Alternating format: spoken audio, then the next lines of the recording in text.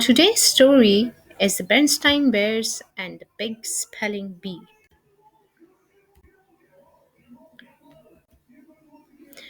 Brother and sister bear were pretty good students. Like most cubs, they had their strengths and weaknesses. Brother was good at maths and science, but sometimes he had trouble with language and arts.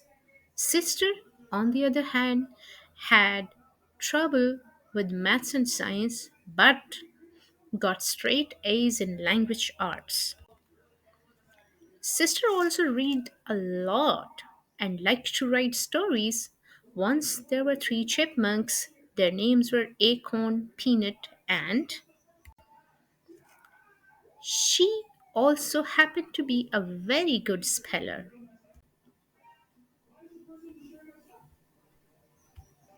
There are two ways to become a good speller. One is to study lists of words and memorize the way they are spelled. The other is to be a good reader and just let the words seep into your brain.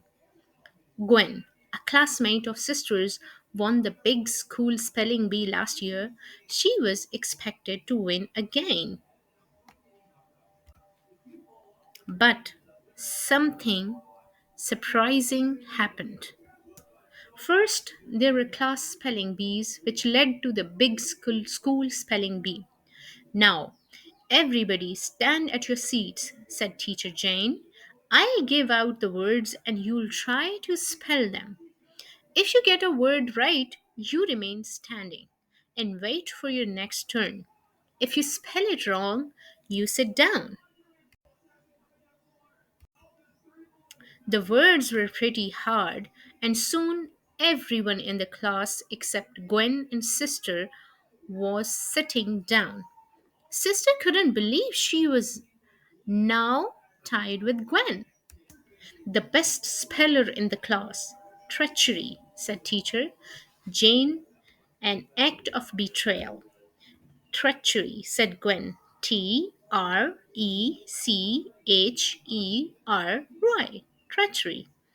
That is incorrect, said Teacher Jane. Please sit down. Teacher Jane turned to Sister. She was the last one standing. Treachery, said Teacher Jane. An act of betrayal. Treachery, said Sister. Treachery.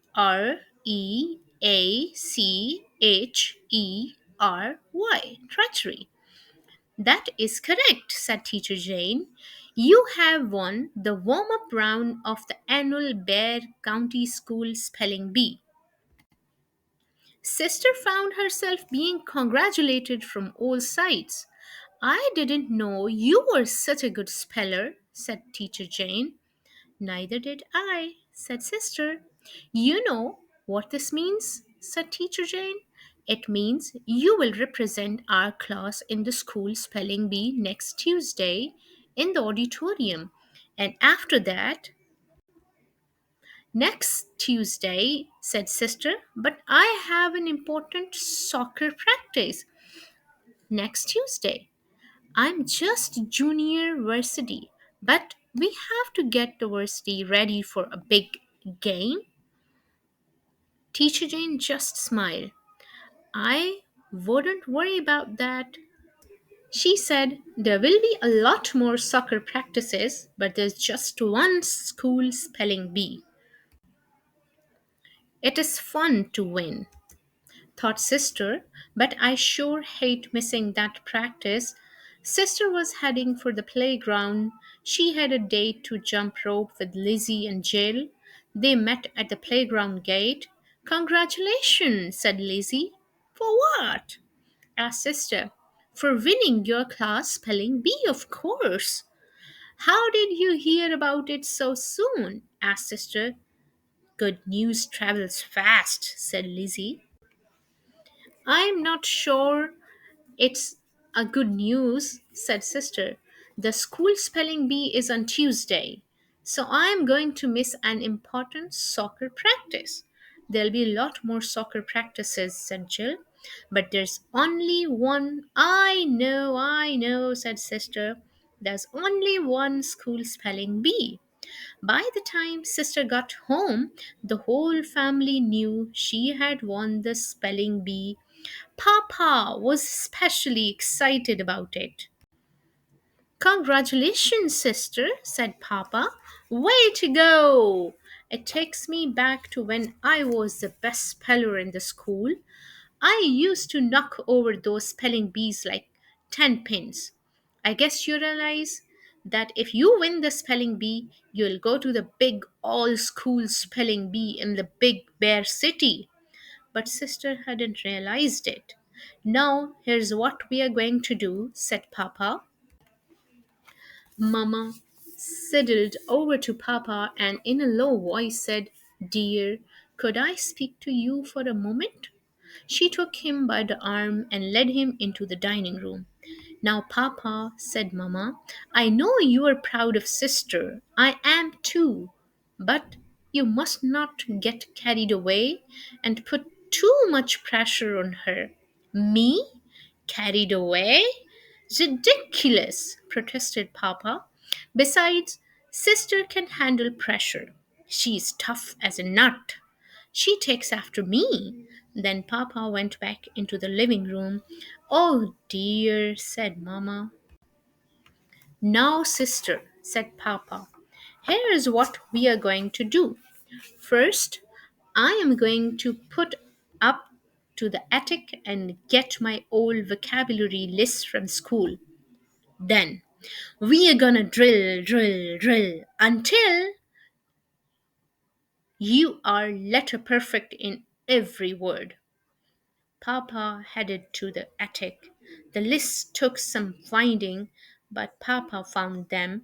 Meanwhile, downstairs there was a knock on the door. Tick tick. Sister answered it. It was Lizzie and Jill. Can you come over and play after supper? I'm afraid not, girls, said Papa, who had come down from the attic with his vocabulary list. Sister and I are going to be busy preparing for the school spelling bee. The way I see it, we've got a good chance of going to all school spelling bee in the big bear city. Papa was as good as his words. Every evening after school, Papa drilled sister on vocabulary words. Destitute, says Papa, without money or property. Destitute, said sister. Destitute, destitute. Paramount, said Papa, the uppermost or highest. Paramount, Paramount, paramount. Prehistoric, said Papa, of that period before recorded history. Prehistoric, said Sister. Prehistoric. Prehistoric. It was Tuesday after and the spelling bee was underway. The contestants were up on the stage. There were 7 of them. The auditorium was filled with cubs and parents. Papa was there, of course. He was rooting for sister like crazy. Mr. Honeycomb, the school principal, was giving out the words. The words were like rockets going off and exploding into the bad spelling that knocked out the contestants one by one. Tragedy, disaster, impossible, ridiculous, ludicrous. These it was down to 2 cubs. Sister and a fifth grader, vicarious, said Mr. Honeycomb, taking undue pleasure from the achievement of others. Vicarious, said the fifth grader, Vicarious.